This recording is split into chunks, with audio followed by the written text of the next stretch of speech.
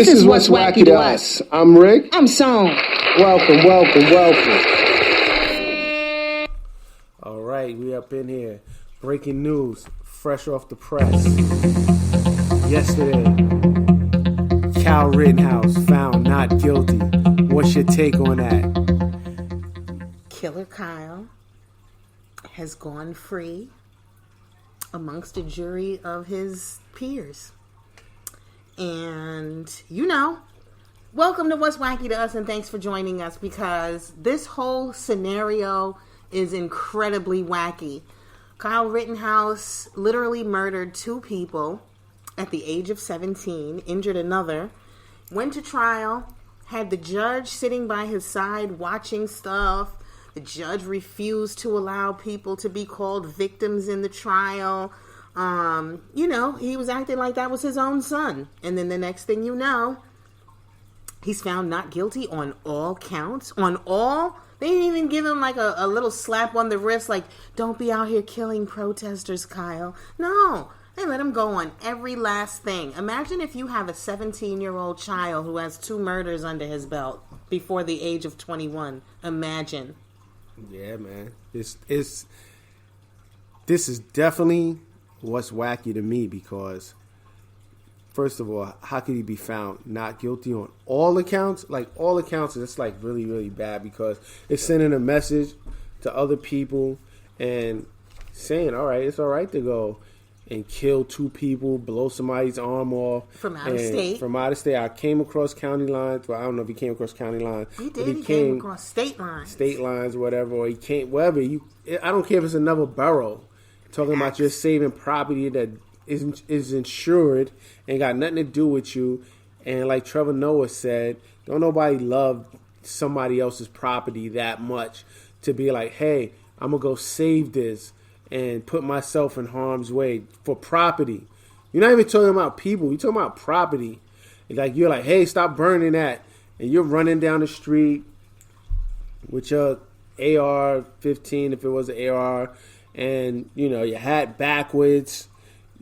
Cops giving you their blessing, what like, you doing out there. You put yourself in harm's way. Like, they try to paint the narrative of, after it was all said and done, they want to give you the background on these kids, talking about a pedophile, this and that. Pedophile is a touchy subject, because I don't know how old the kid was, because you could be a pedophile and you could actually be 18 messing with somebody 17. Exactly. Mess with somebody 16. And people do that shit all the time. So let's not all run away with the pedophile shit. And the guy that got shot first didn't have the gun. The other guy, after his friend got shot, he had a gun on him and pulled it out. And now they try to be, oh, he had a gun. And guess what? This is where it gets really wacky. His ass got arrested for a violation of probation or parole because he had the gun. So his ass went to jail. So he went to jail. They had to bring him out of jail to testify. So now this kid gets to kill 2 people and do no jail time. So the scales of justice is very flawed. Extremely. So vehemently. Yeah, I don't know how you want people to have trust, and then you got white people worried about, you got Black Lives Matter worried about white people and stuff like that. Nah, because it's not even that. The thing of that is, if that same situation was all black, the black dude be in jail. If he was like, I was protecting property, I shot 2 people, they tried to hit me in the head with a skateboard, and I shot them, he would be in jail already. For a long time. For murder. And he would probably get first-degree murder because he went across state lines with the intent to do some kind of harm to someone. What 17-year-old young man is not out looking for girls, chilling with his friends, playing video games, having a planning graduation, planning for prom, hanging out with your boys? But no, this one, whose mother looks like that comedian, what's his name, Anderson. Can't think of his name. I'm going to get it in a minute. Louis Anderson. Mom's looks like Louis Anderson. At 38 years of age, your son has, again, 2 murders under his belt. How do you think that that's going to help him going through life with that kind of karmic debt under his belt, for one? Yeah. And the whole his brain isn't even fully developed. He's 17 years old. You see it in his face. You could, in that fake crying, the way he acted was literally acting. And, you know, again, he got the Grammy. You have these folks out here calling him a hero. How is a young man who killed 2 people a hero? He saved nobody. He risked nothing. He did nothing. He saved nothing and no one. How you a hero? People were like, "Oh, he's a hero. God bless." He got the nicknames, the Kenosha Kid. He's the Kenosha Killer. He got a bunch of memes going on about how great he is, and you know it's funny to white people because a lot of my white friends, and I watch how they make fun of the other guys, and like their lives just don't mean nothing. Like a life really don't mean shit these days. Like that's what bothers me. And don't get me wrong. As a young man like him, I didn't really think, I knew for a fact he wasn't getting the full length of the law on that. I didn't even want him to. I was like, this kid, he made bad judgment, 17, even though he got 2 bodies. I'm not like wishing that on nobody because I could see if something happened to me like that, I would probably want leniency. But people fail to realize that. They talk shit and do things and say things and then be like, it's good for this person. It's good for this person. But if you're in a situation where something happened, you're going to want leniency too.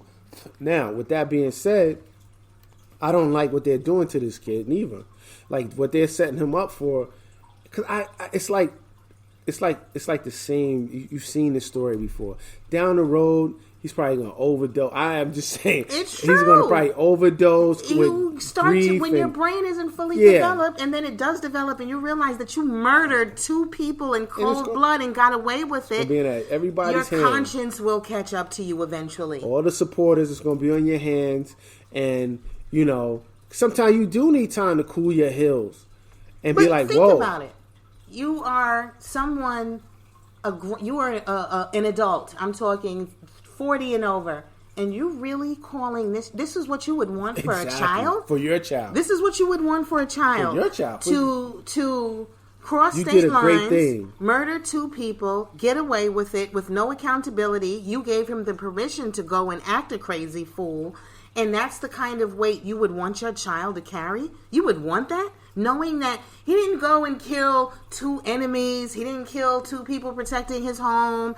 He killed 2 strangers at the behest of nothing. And y'all are calling him a hero because he killed people that y'all consider a traitor to y'all's race. Because those people were protesting the shooting of Jacob Blake, who got shot in his back 7 times. Yeah.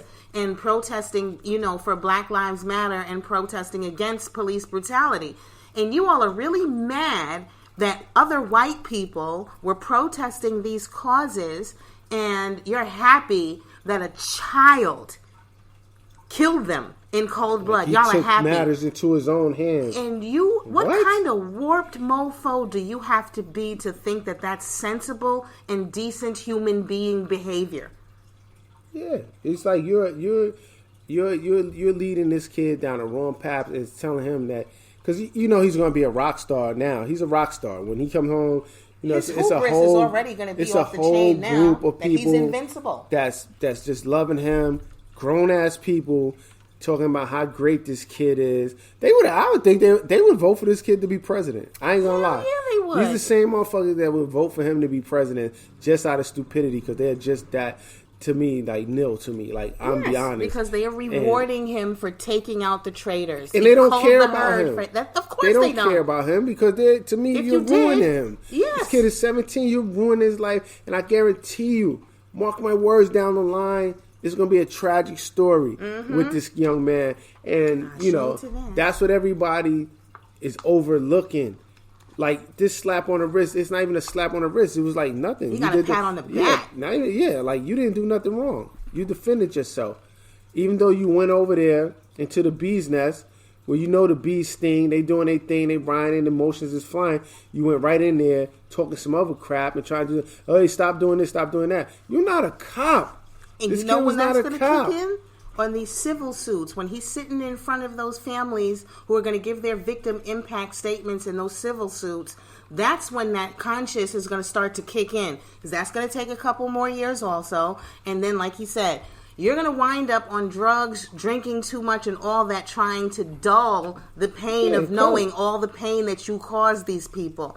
It doesn't matter who you are. All these people could be patting you on the back, but one day you're going to look at yourself and realize you accomplished nothing. You destroyed everything for a couple of families. You destroyed lives. You ruined families. You're a murderer. And this is what you accomplished by 17. With your parents' blessing. And like you said earlier, like it's not a thing of who these kids. These was like, to me, was like throwaway white people to the white race, because it's not a thing of their criminal record. It's not even about that. Yeah, they try to change the narrative and point that out, their criminal record.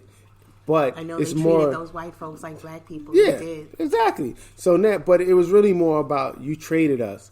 You're a traitor. You're over there with Black Lives Matter. You're protesting with these black people. It was more about that. Just call it what it is. Don't sugarcoat it and try to use their record and this and that. Like, it's their record. It's like, yo, you got rid of these people. Blah blah blah. So now, with that being said, as you being a black man, and that's how, when all this stuff going on, you be like, oh, well, this is how this is how they look at me. Like, if you had a blemish on your record, I guess it's like Judge Dredd. Like, this shit is like Judge Dredd. Like, Facts. Let's get rid of him right here. Judge and jury. The cop is the judge and jury. That's all Judge Dredd is about. Yep. You know what I'm saying? Judge Dredd is just like that. Like, I'm the judge, the jury, everything. The executioner. You're done. You're out of here. You know? And it's all well and good. It's fine. You don't even need a trial. So, he got a trial. And I don't blame the judge for him getting off. I don't blame the judge. I blame society. It was 12 citizens up there. Exactly. And nobody can change. If I was on that jury, and I already would have knew what happened. You can't say, they'd be like, oh, don't use this judgment. Don't use that. You could tell me whatever. But my vote is going to be 2 lives is lost. Somebody got to do some type of time. 2 lives is lost. 2 lives and somebody else wounded. Then it was a 4th person that they say he shot at that didn't come forth and stuff like that. Yeah, let's take it even a step further. What if his victims were the pillars of society? What if they were extraordinary veterans? What if they were extraordinary, they had no criminal records? What if they were decent people who it would be a severe loss to their communities? And they were also white, but they were out there protesting for Black lives. They were out there against police brutality. They were out there against injustice.